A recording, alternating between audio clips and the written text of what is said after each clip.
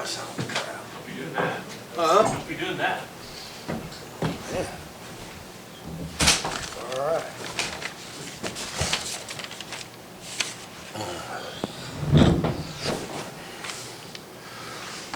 Well, I felt like our fans were treated to a really high-level college basketball game today, played by two really good teams.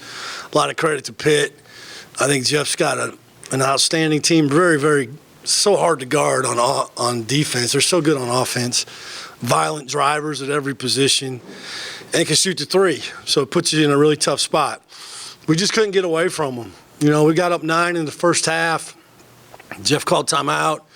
Then they go on a 7-0 run. Hunter gets a second foul. And then they take the lead at half because, you know, we didn't get stops and we were pretty stale on offense against the zone. We had a couple adjustments at halftime I thought were real key. We put Hunter on Jalen Lowe in the second half, and we put Cam on Dunn. And Dunn was cooking us good. And so I thought that helped. I thought we were hedging ball screens and they were slipping. And so they weren't really setting them. And our guards were getting caught up because they were trying to force them into the screen, but there was no screen, so they were just beating us off the dribble. So we squared up more in the second half. And I thought it helped us a lot on dribble penetration. You know, Ty Johnson had a really, really special second half. Made free throws, had 4 assists, no turnovers, and made a great pass to Hunter for 3 to take the lead. This was a really big play. So I thought he played well. And you know, Juke made a couple big threes, a couple big shots when we needed them. I thought it was just a really good team win. Hunter played within himself. He had some foul trouble.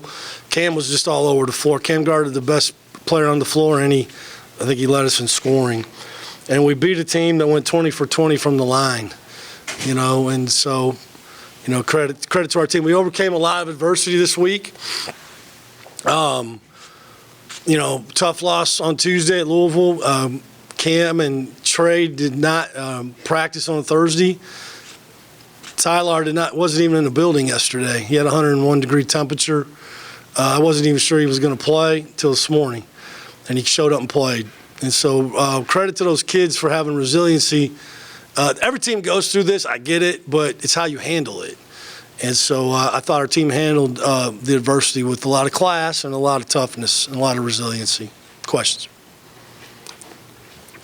Steve, you mentioned Tyler. What was the difference in his decision-making ability in the first half versus the second? Because, like you said, he was phenomenal in the second. I mean, I thought in the first half he just tried to thread the needle a little bit too much on his passing. You know, just sometimes, again, you don't have to hit the home run. But he got it off penetration.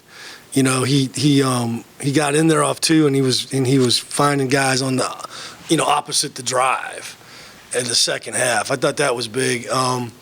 You know, he made a couple shots, got some confidence. I don't think, you know, I'd have to go back and look. I don't think he took 4 shots in the first half. I don't know. Maybe 1 was a bad shot. Maybe, I don't know. A couple of those he just had his feet set he didn't make, but he made them in the second half. And I thought he defended. You know, he had to defend and he had to defend a bigger guy. We put him on Leggett, and he did a good job. Now Ty's a tough kid, and Leggett tried to post him a bunch. He got him, and he's going to. But Leggett also got us for about 30 last year, you know, in the tournament. And so he's always been a matchup problem for us till you know, this group of guys. Sorry, it's back-to-back questions on Ty, but you talked about him knocking down a couple shots in the second half behind the arc. Yep.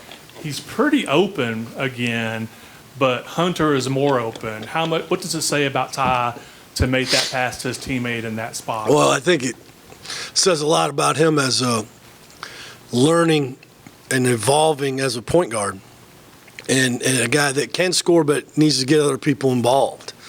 And so credit to him and the confidence that he has in Hunter, right, to make that shot. Hunter missed one earlier, right? Yeah, but he made the one count that we really needed. And so credit to Ty for having the you know, the maturity to do that. Coach, you hit 8 threes for the second time since Miami. Yeah. Does that speak to a more overall efficiency thing, or is there something else there? I took over coaching the threes. You know, I think it's shot quality probably, you know, and not just relying on 1 or 2 guys to carry that. kind of spreading the wealth a little bit. I thought, the one that Trey got, I was a little conflicted there. Hunter got all the way to the basket. I thought he was just going to lay it up, and he kicks it out for three, and I'm like, what are you doing? But, Trey had his feet set. I really thought that ball was going in, and I think a lot of it's just confidence. Probably over the last month and a half, we've changed up some of the shooting drills in practice, and we've stuck with some things that have really worked for us, and I could kind of see it paying off for him a little bit. But, just shoot to make, not to miss, and when you look at our numbers, we can shoot that way, 52, 42, 90. We're going to win a lot of games. And 43, they shot 43 against us, and that's pretty high for us defensively, and so credit to our team. And one of the things that we talked a lot about coming out of the Louisville game was passes per possession. And what our points per possession was when we made less than 3 passes over when we made 3 or more in a possession. And obviously it's a lot higher. It's like 1.65 at 3 or above. And so, moving the ball, sharing the ball are very important.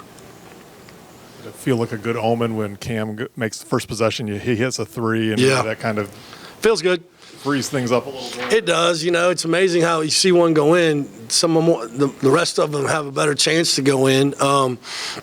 I find myself saying, get in there for him.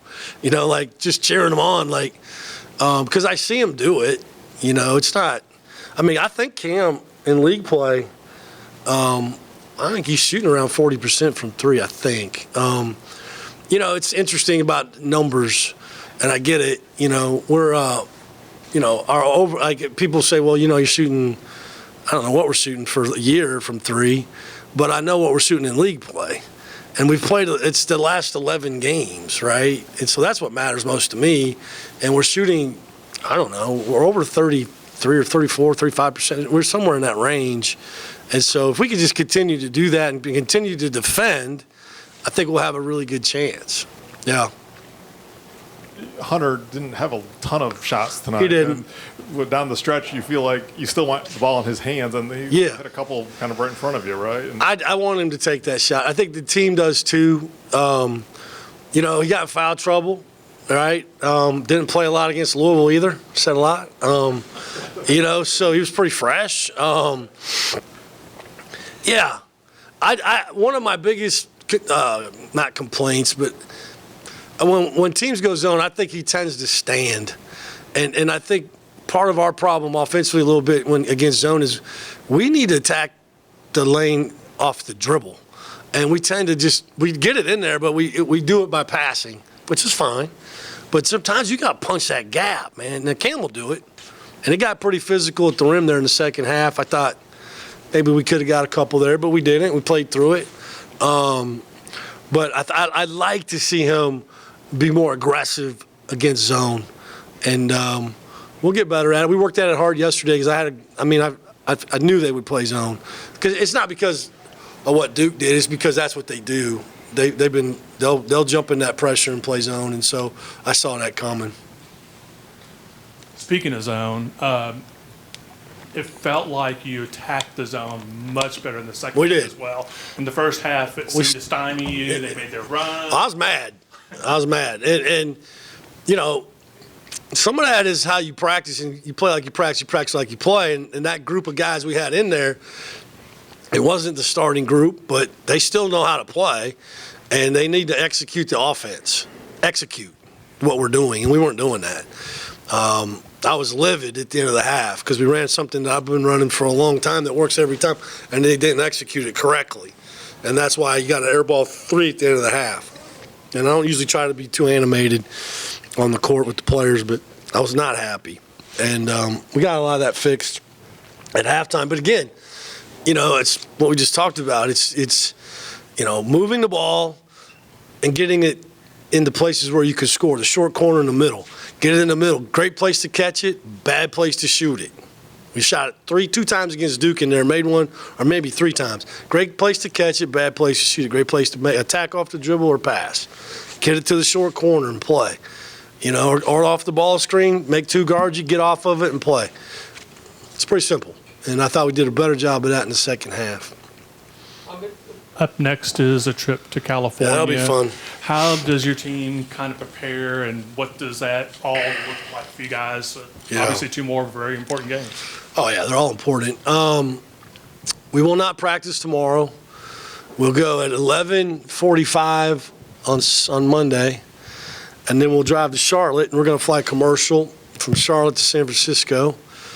We'll get there Monday night, bunker down, have a typical day before game practice on Tuesday, typical shoot around on Wednesday, play Stanford. I think on Thursday, I think we'll practice Stanford before we leave, and then we'll change hotels, go play Cal, or practice at Cal on Friday, play Saturday, not coming home after the game. Debated that on the red eye, but not healthy. So we'll fly home Sunday. Because of the NCAA rule, you can't use the travel day as an off day. Yeah.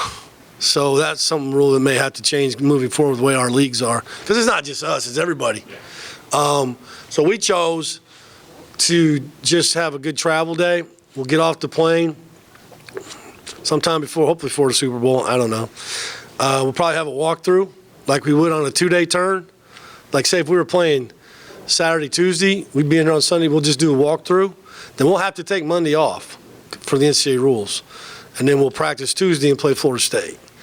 And so that's just the way we're going to do this trip.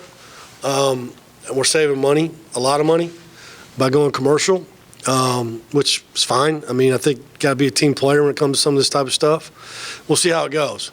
And then, we'll go from there. But we have a plan, and we know how important the games are, and we're going out there to win. So, it'll be quite an experience playing in the Atlantic Coast Conference on the Pacific Ocean. Wow. Anybody else? All right, thanks. Possession, like